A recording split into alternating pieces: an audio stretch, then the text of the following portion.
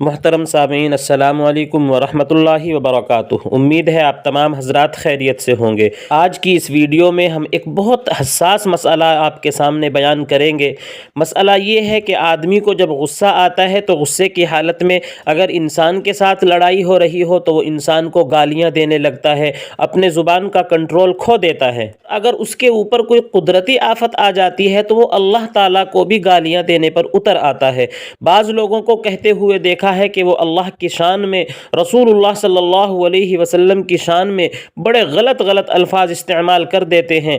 تو ایسا ہی ایک جملہ میں آپ کے سامنے بیان کروں گا، کیا ایسا کہنے والا مسلمان باقی رہتا ہے یا ایسا کہنے والا ایمان سے خارج ہو جاتا ہے؟ مثلا کسی کے اوپر کوئی آفت آ جائے یا کسی اور وجہ سے اس کو غصہ آ رہا ہو اور وہ غصے کی حالت میں یہ الفاظ کہہ بیٹھے کہ میں کسی خدا اور رسول کو نہیں مانتا، آخر اسلام میں اس کی سزا کیا ہے؟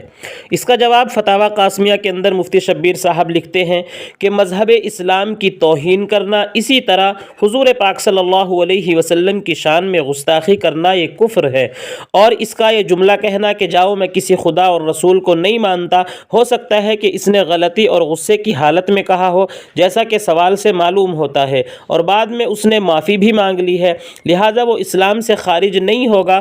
تاہم ان الفاظ کا ظاہری مطلب خطرناک ہے جس سے بسا اوقات کہنے والا کفر تک پہنچ جاتا ہے، اس لیے آئندہ اس کے لیے پوری احتیاط رکھے اور جو الفاظ زبان سے نکل گئے ان پر توبہ کرنا لازم ہے۔ محترم ناظرین، آپ فتویٰ سن کر سمجھ گئے ہوں گے کہ یہ ایسے خطرناک الفاظ ہیں جس سے ایمان جانے کا خطرہ ہو جاتا ہے، اس لیے ہمیں ایسی باتوں سے پرہیز کرنا چاہیے۔